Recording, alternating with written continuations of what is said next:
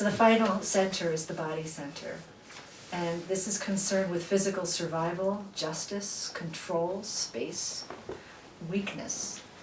How much energy is needed for action, a sense of structure, and this is the kinesthetic instinctual type.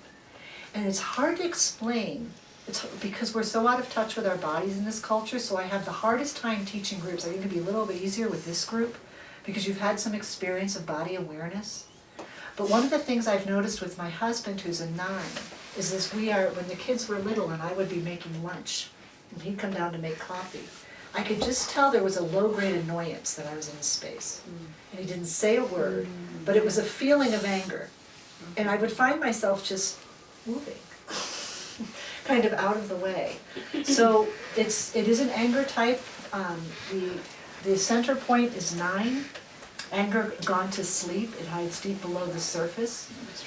The 9's anger is activated when they feel ignored or unseen in some way, and it may turn to passive-aggressive expression of anger. For the 8's, anger is expressed openly and frequently, and it feels like a really good discharge of energy. And it's maybe stimulated by various events. It may be stimulated by someone taking advantage of someone who's weak or someone acting really weak. Either way, the 8 has to kind of access that own kind of weak aspect of themselves.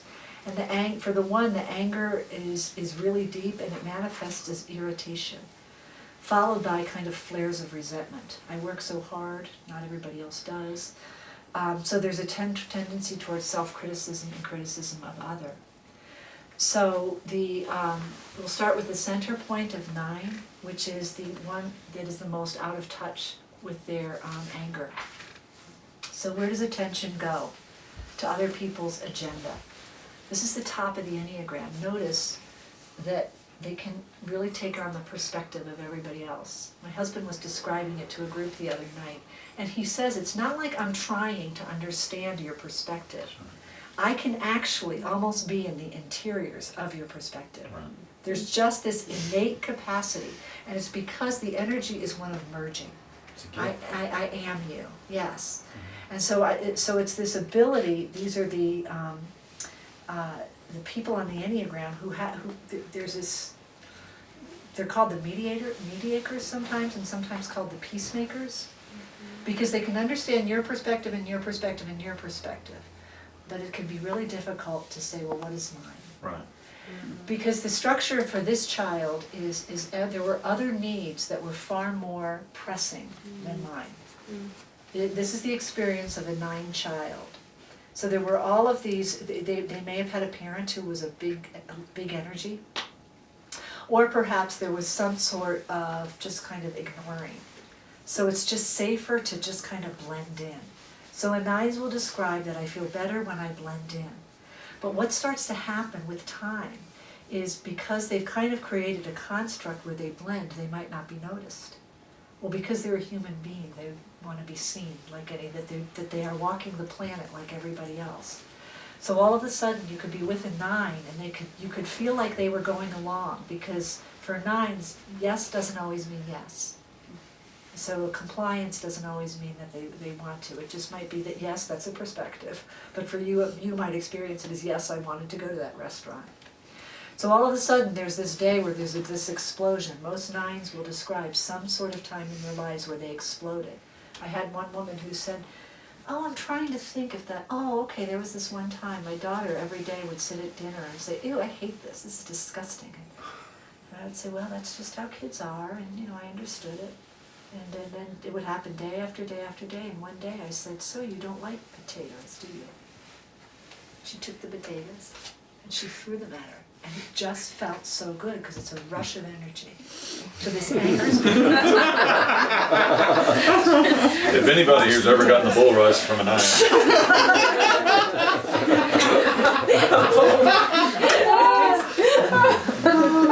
So she said, then I felt really good, so I threw the chicken. And she said 10 minutes later, her daughter was under a table going, her parents were divorced, going, Dad, come over here, Mom's gone crazy. And it feels really good. And for a 9, a lot of times after the energetic just release. On the other side of it is sadness. And on the other side is, I know what I want.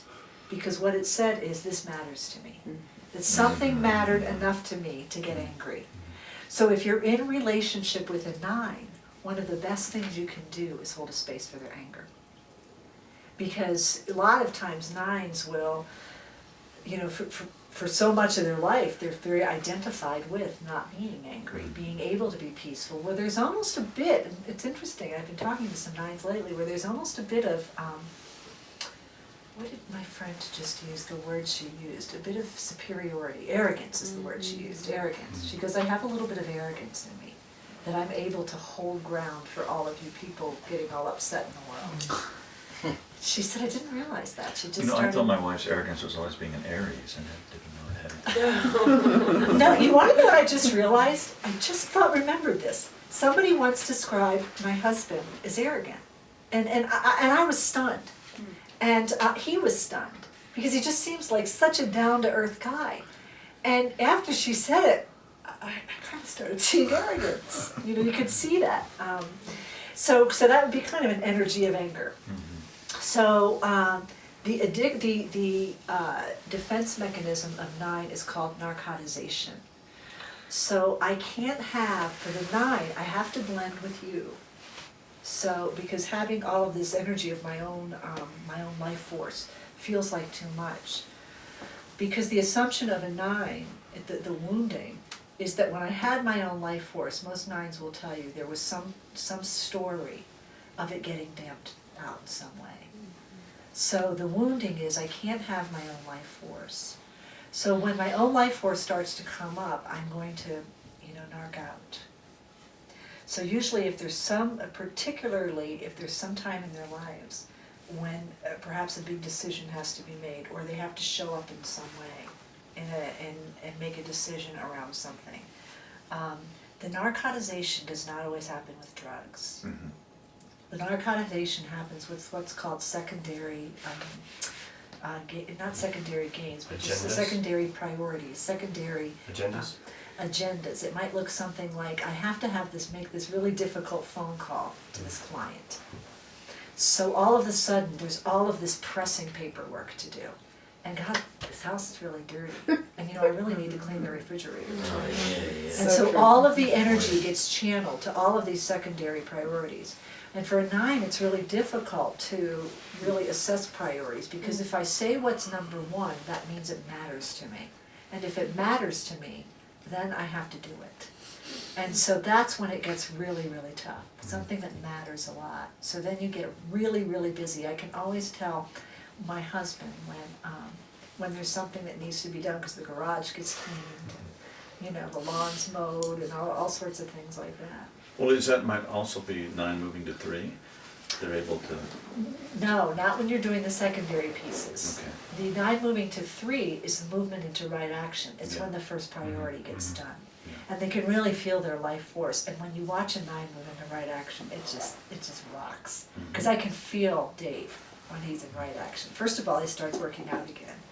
You know, or he starts just really getting into his body and working out. Although for my friend's husband, who's a 9, her husband's working out as a way of narking out.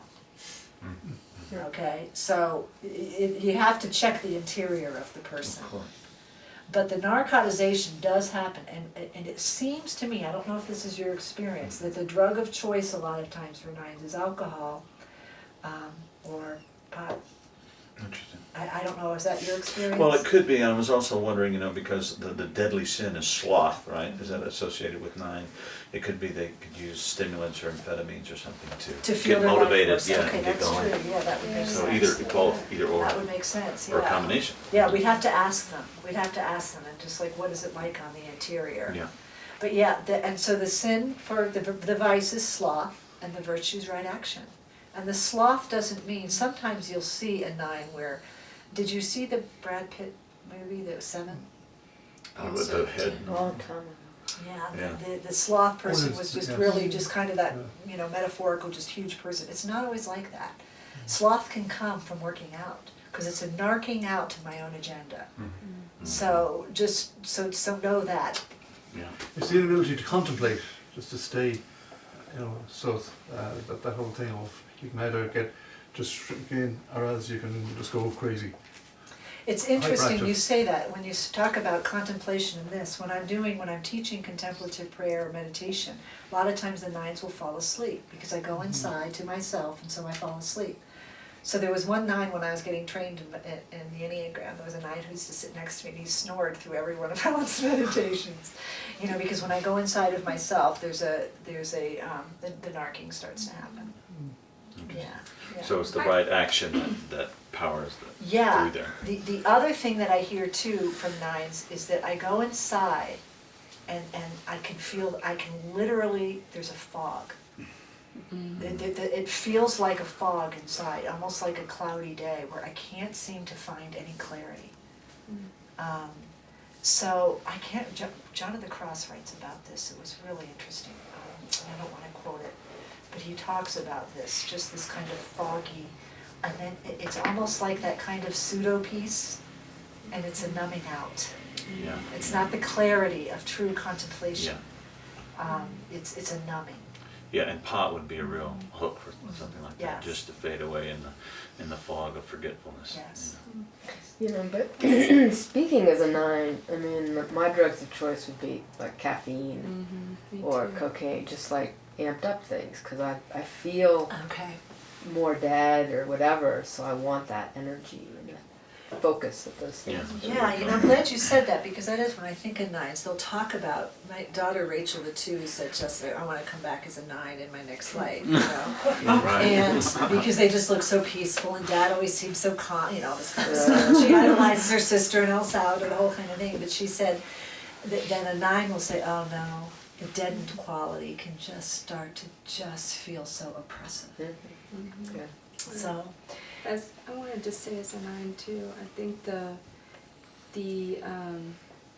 not doing the number one priority or something, there's a fear of conflict because you want to be a peacemaker, and that's something that I don't think was coming out. But there's this real fear, like if I say what I have to say or do my approach or whatever, which really feels like my truth, then, you know, whatever, either, you know, I'll be fired or this relationship will be out of here or, you know, whatever it is, you know, but a real fear of, yes, you know, like this won't be accepted yes. or will create too big of a problem or conflict. I don't know. I'm is really, that- well, I'm glad you brought that up, because that's I can't believe that's the core piece. Yeah. The Right. core piece is the avoidance for 9 is Right. the avoidance of conflict. Right, I'm wanna sorry be to a bring that up. peacemaker. Yes. Or, yeah.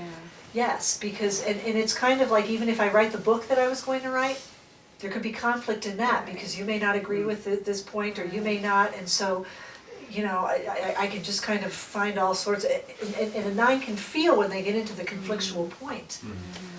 And that really is the point of conversion, because then you start to feel your life force, the conversion of the energy, Right. where it's right action. Right. And my own agenda, so what, you don't get to walk the planet? Your agenda doesn't get to be presenced on the planet? And that's the peace for 9s, when they can start recognizing that we want it. And the other thing is, that's really important to realize, is it's the amplification. So for a 9, and Dave and I have a joke, it's gonna be embarrassed in it. We call it fear of getting screamed at, because I'll say, hey Dave, would you do this? And he'll go, you don't have to scream. Oh my God, that happens in my life. Being a passionate sex kind of just calm down. I said, am I supposed to be autistic to communicate? Have sex. So we have this joke, and Rachel told us we were big nerds, because he says, you have fog sat, fear of getting screamed at. Because anytime I'll say something, you don't have to scream at me. Because that's what, it's the amplification. Just like with the 4, just, you know, anything is getting amplified.